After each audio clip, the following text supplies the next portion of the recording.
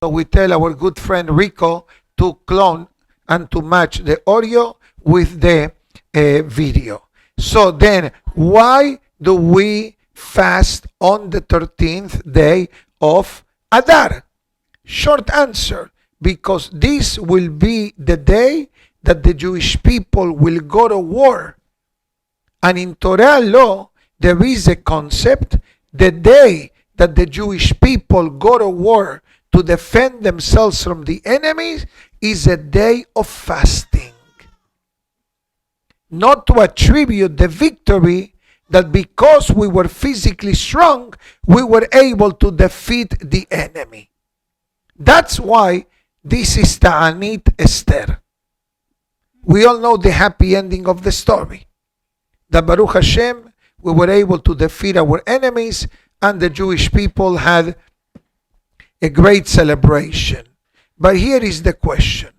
Why was this day earmarked for Haman to get rid of the Jewish people? If you look in the Siddur, in the Megillah, in the Amidah, in the Birkat Hamazon, that has the prayer of Allah Nisim, it says, Haman planned to get rid of the Jewish people, lehashmid, to exterminate, leharog, to slaughter, ulabed, and get rid of, et kol Yehudim, min na'ar be'ad zaken, from the youth to the elders, taf benashim, infants and ladies, beyom echad, and in one day, ushlalam laboz. And there was a reward for that. Kill a Jew, get their house. That's the meaning of that verse. They didn't have to buy. They had incentives. Whatever you do, you get to keep. This is how Haman manipulated. Now, I ask you a question. Why did Haman selected the 13th day of Adar to get rid of the Jewish people? We already know the month of Adar, right? He drew the lottery. What does it mean he drew the lottery? What did he do? Cash 3, Pick 4, Fantasy 5, Mega Power Lottery. What did he do? What game did he play? He played the following game. Let me look at the Jewish calendar. What month is the worst month for the Jewish people? We say Av. He said Adar. Why? Because of the passing of Moshe Rabbeinu, reason number one. And reason number two will be forthcoming in a few seconds. The problem with Haman's setting of the date of the month of Adar is that he failed to know that Moshe Rabbeinu was also born on the 7th of Adar. Yesterday, we commemorated the Hilulah of Moshe Rabbeinu. We lit candles, we spoke about it, etc. And the same day that Moshe Rabbeinu was born, that was the very same day that Moshe Rabbeinu died. And he did not know this. So Haman says, if Moshe Rabbeinu died on the 7th of Adar, 7, 8, 9, 10, 11, 12, 13. So the conclusion of the Shiv'ah of the Jewish people on behalf of Moshe was going to be the 13th day of Adar. So Haman says, if this is when they got up from the Shiv'ah, I'm going to make sure that they remain down forever. This was the plot of Haman. Comes the Hida, and it says one more thing. There was another time in history than the 13th day of Adar, proven to be very tragic for the Jewish people. And this happened in the time of Moshe Rabbeinu during plague number 9. Remember plague number 9? Darkness, Hoshech. What happened in those 3 days of darkness? 80% of the Jewish people died. Only 20% came out. Remember that. Bahamushim alu bene Israel me'eres Misraim. A fifth came out. When did the 80% perish? During the plague of darkness. When did the plague of darkness started? 13th day of Adar. So Haman says, if 80% of the Jewish people, by their behavior, they died, so I can ride on that negative day to activate 100%. You know why? Haman knew Gemara. Haman knew Gemara. How? There is a Gemara that says as follows. Good things come to people through good people. Meaning if somebody does something good, that's good. If somebody gives you a headache, it's because themselves they had a headache. That's what the Gemara writes. Now don't start thinking too much now. Hold on a minute. Oh, the rabbi said this guy is giving me a headache, this lady is giving me a headache, etc. Okay, there are exceptions to this statement. But you know what else the Gemara says? That days carry the same power. A day that is good has the potential to being good, and a day that has hiccups can become a headache. Tisha B'Av. How many tragedies happen in Tisha B'Av? Too many. 17 of Tammuz. Forget about it. We're not going to go through the list today. Okay? We go from the day one of history till now. 17 of Tammuz. In the outside world, the number 13, it's a dark number. That's why there are no 13th floor in your condominium. Do you have 13th floor in your building? Okay, you know why they don't do 13? Why they do 12? For the 12 tribes of Israel? No, because they cannot do 13. For Goim, Friday the 13th. But that's Avodah Zarah. For a Jew, 13, well, ladies, please. 13 is 13 attributes of mercy. Yod Gimel Midot Arahamim. It's not stam the number 13. So Haman figured if the 13th of Adar was so dark in the time of Moshe, I can take a rain check and reactivate that faultiness of the month of Adar 13th, round 2 in Persia, in the time of Ahashverosh. Baruch Hashem, Haman failed.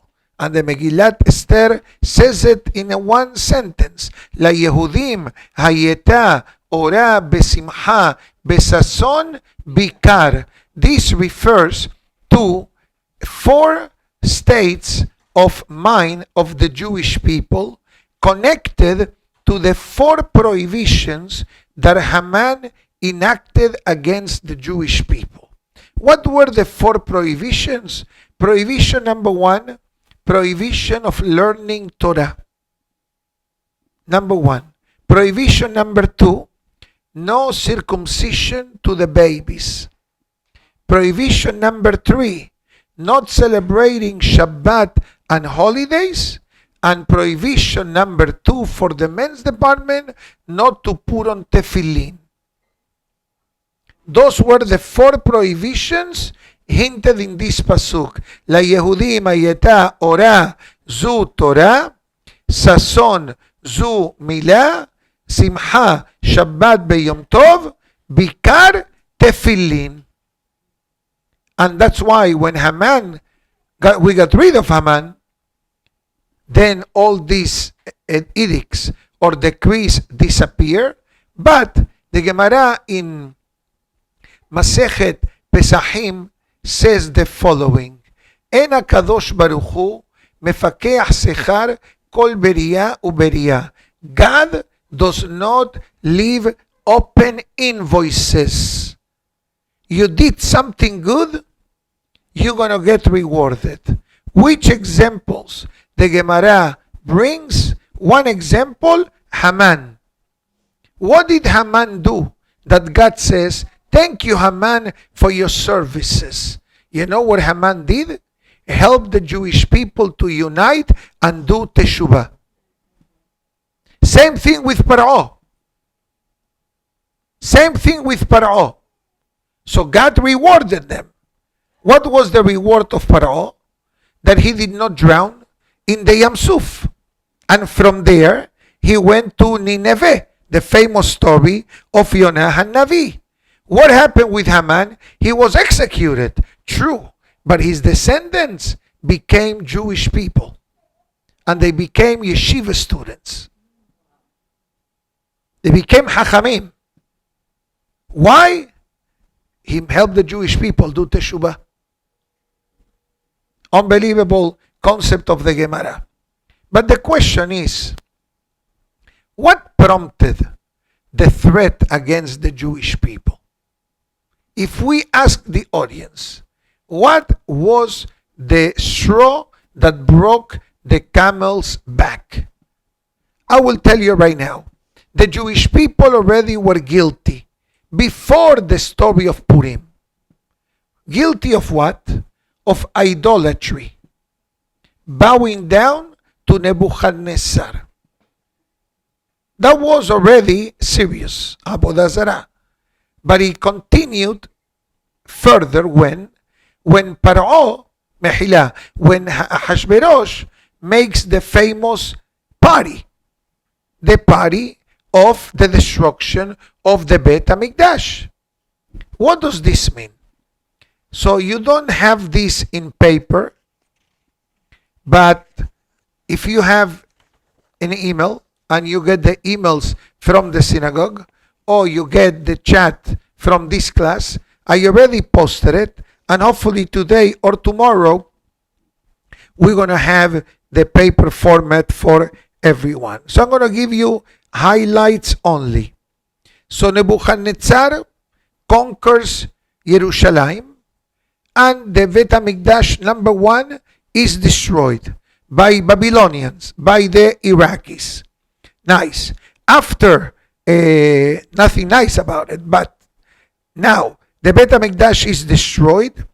Then, a few years later, Nebuchadnezzar passes away. His son takes over. That was also not a good person. His son passes away, and his grandson becomes the new king. Now, so what happens?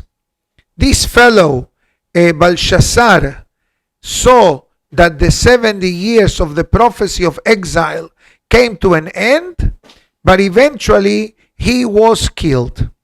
Darius becomes the new king of Babylon. 2 years later he dies.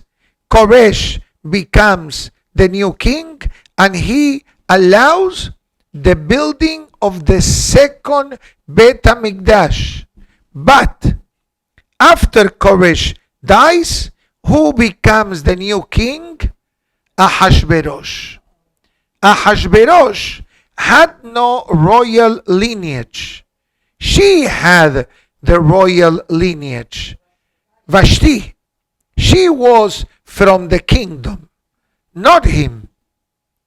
And then Ahashverosh says, no building of the Bet HaMikdash. And that's when Ahashverosh makes the famous party. Now, why did he make a party? He makes a party to celebrate that the Bet HaMikdash will not be built.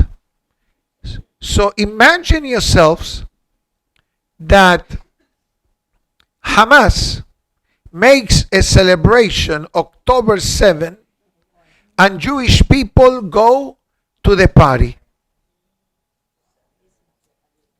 It happened in Megillat Esther. That's what happened in Megillat Esther. What do you think it happened in Megillat Esther? Ahashverosh comes dressed as a Kohen Gadol. זה פסוק. חור, כרפס ותכלת, אחוז בחבלבוז וארגמן. חור, enlarged head. Why has, look in the Megillah on Mosai Shabbat. Why it has an enlarged head? Because head, numerical value 8. He dressed like the Kohen Gadol. 8 garments of the Kohen Gadol. And he cloned the throne of Shlomo HaMelech. That's why the kingdom was in Shushan. Shushan, what's the capital of Iran? Tehran. Right? So why the kingdom is in Shushan? I'm going to tell you a secret. Because the carpenters of Persia, they lived in Shushan. The carpenters. So he orders a throne. Can you deliver it to me? No, no delivery. Come pick it up. They tried to lift it. Impossible. So what Ahasuerus did? Impossible. Not a problem. The capital became Shushan. That's why it's called Shushan Habira. Habira means the capital. So there's a lot of hidden matters in the Megillah. And this was the famous argument that Mordechai, the Pasuk in the Megillat Esther says, Kele Chesef, vessels of gold, vessels that were utilized in the Bet HaMikdash, now were utilized for a defiled purpose. And that's why he waited, because there was a debate when the 70 years prophecy that the Jewish people will be in exile will come to an end. So there was a debate between, we mentioned it before, Belshazzar and Ahasuerus. That's why Ahasuerus waited till the 3rd year of his kingdom to make the party. He says, I'm going to wait a bit more. Nothing happened. The Jewish people are in my hands. So imagine yourself, Mordechai Sadiq says to the Jewish people, ladies and gentlemen, you cannot go to a party of this magnitude. What is he celebrating? The destruction of the Bet HaMikdash? The killing of hundreds of thousands, literally, of Jewish people? And you go to celebrate? No, it's disposable. Plates. No, I need to show my face. That was the sin that broke the camel's back. Going to the party. It's like if a Gentile does a January 1st or December 25th party. Right? And a Jew says, I'm going to go. Now, maybe people go to January 1st, but from a Torah perspective, January 1st and December 25th is not part of the Jewish celebration calendar. Okay, you live in your building and they tell you XYZ, you answer, happy holiday, have a beautiful day. Nothing wrong to be polite and respectful. But when Ahasuerus is celebrating the downfall of the Jewish people, it's like Hamas celebrates with a party October 7, and you go because you speak Arabic. True. This is what happened in the background of Megillat Esther. And once we cross that line, God says, I'm going to remind the Jewish people who they are. And the Megillat Esther gives a lot of allusions. But on the more positive note, in a way, Purim, and you see this in the guide, it's a combination of all of the holidays of the Jewish calendar. And there are hints in the Hebrew way to write Purim, Pe, Vav, Resh, Yot, Mem, and all the Hebrew calendars, you see them. But I'm going to do the English version for today. Purim and Pesach. What was the connection between Purim and Pesach, besides being 30 days apart, that both of them we experience freedom. In Egypt, we were slaves of Paro. In Megillat Esther, we were slaves of Haman and Ahashverosh. And when I mean slaves, perhaps may not necessarily mean slave like with a whip, the way you saw in the Ten Commandments. Okay? But actually it means that our neshama was in captivity, as I mentioned before. Shavuot. What do we celebrate in Shavuot? Hazak u'Baruch. You know what the Megillat Esther writes at the end? That the Jewish people accepted the Torah again in Purim. What aspect of the Torah? Listening to the Hachamim. Torah shebe'al peh, the oral law. Because if the Jewish people would have heard Mordechai in the beginning of the Megillah, Megillat Esther would have had a much happier ending in the beginning.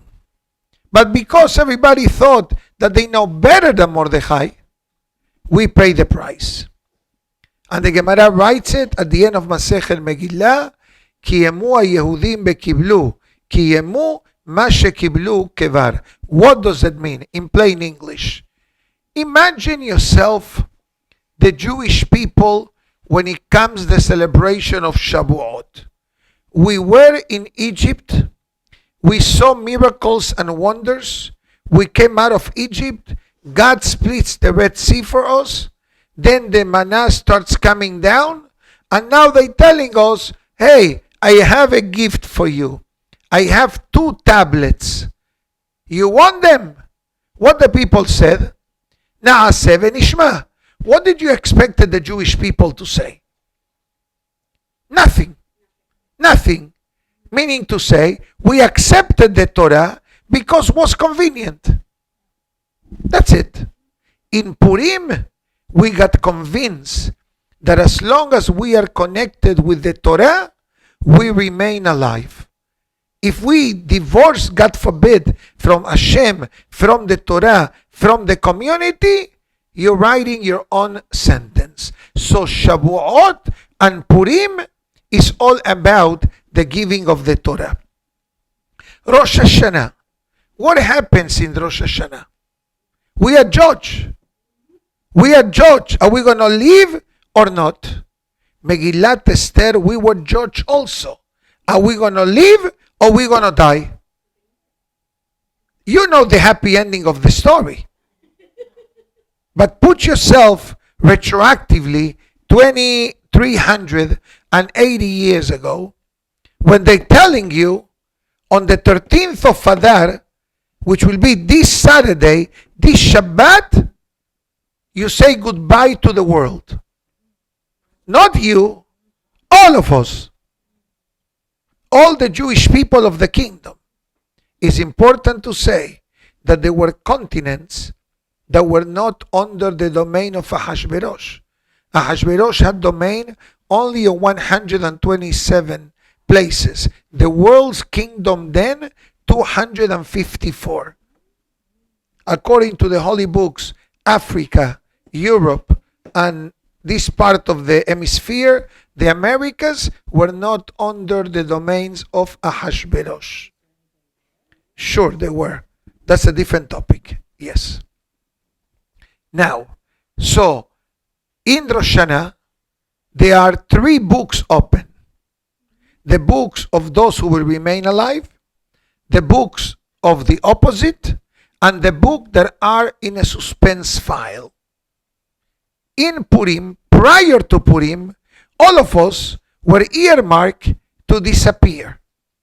So Purim is like Rosh Hashanah. And Purim is like Kippur. That's what we say, Yom Kippurim, a day like Purim. But in a deeper level, what does it mean, Kippur? Forgiveness. So when Hashem gives us the power of survival, that means that Hashem forgave us. So that is Purim and Kippur. And then we have Sukkot. What is Sukkot? Protection. What the Megillat Esther says, that the Jewish people defeated thousands of the enemies, 0 casualties. 0 casualties. And this is Sukkot. Ufros alenu Sukkat Rahamim Beshalom. God springs upon us the hovering of compassion and peace. So based on all these short sentences, all the holidays now are connected to Purim. So what are you celebrating this coming weekend?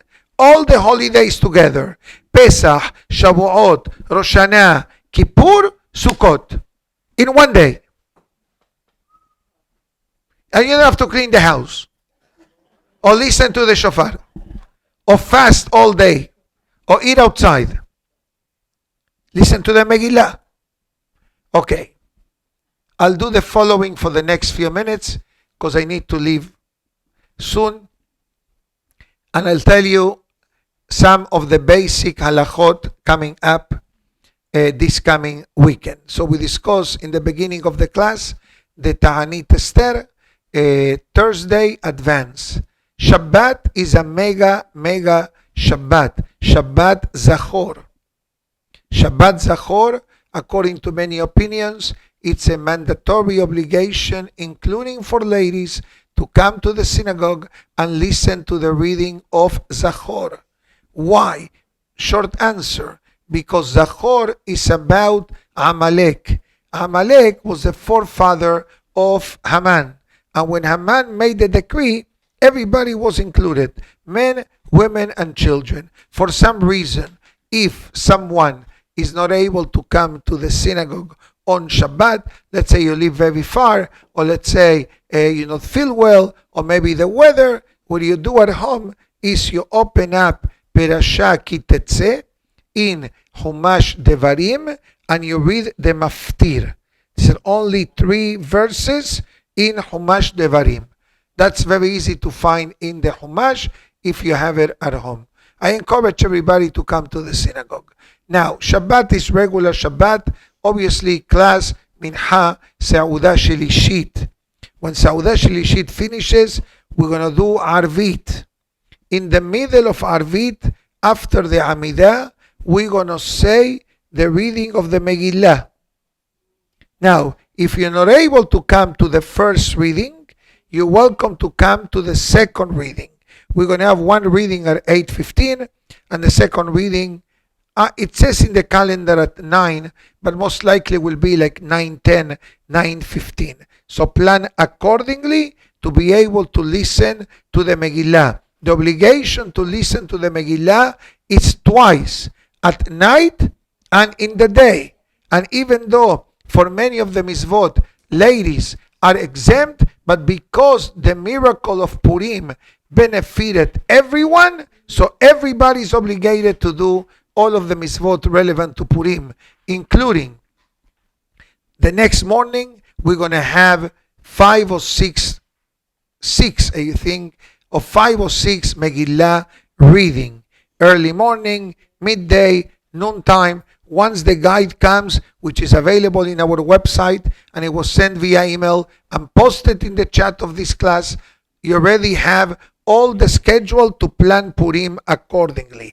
After you finish the Megillah Sunday morning, that's when all of the mitzvot of Purim become activated. That means if you gave to someone Mishloach Manot, Mosai Shabbat, you did not fulfill the mitzvah.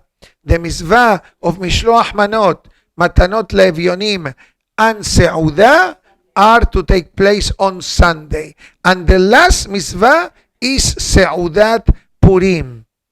Not the first. You do Megillah in the morning, Mishloach Manot, Matanot Le'Evyonim, and then you do the Seudah. And obviously when we mean Seudah of Purim, means bread, meat, a bit of wine, minimum amount of wine. It's not Pesach that you have to drink 4 cups of wine. I'm saying honestly, because some people misunderstand the meaning of that particular halakha when it comes to drinking in Purim. But bottom line, Purim is a day, besides all of the mitzvot that we do, and besides being Purim 30 days before Pesach, Purim is also a day of prayer. The halakha writes concerning giving charity in Purim, Kol poshet yad notnim lo. There is a halakha that says that when someone comes and asks you for charity in Purim, means whoever extends their hand, that's the meaning of this sentence, you give them. Why in Purim the halakha must tell me if somebody asks you, you give them? Because throughout the year you are allowed to do research if that person is a worthy recipient of charity. I'm not talking about when you give $1 or 50 cents or $5 or $10. But if you want to write a nice amount, it's your obligation to make sure that the recipient is a bona fide cause. Because if it's not a bona fide cause, you did not fulfill the mitzvah of tzedakah. By the way, that's why you need to do research. And again, not when you give $1. When you give a nice amount, you have to check. In Purim is the exception. Anyone that comes, give me, you give them.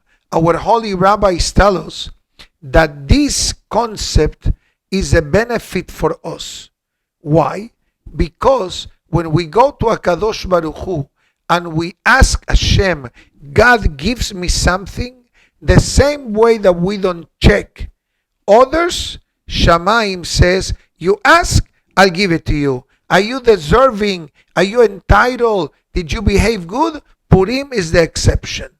So what rabbis tell us, pray in Purim and be ready to receive Hashem's blessings. The truth is that I feel not comfortable that this is so short, but I need to be in Weston in an hour.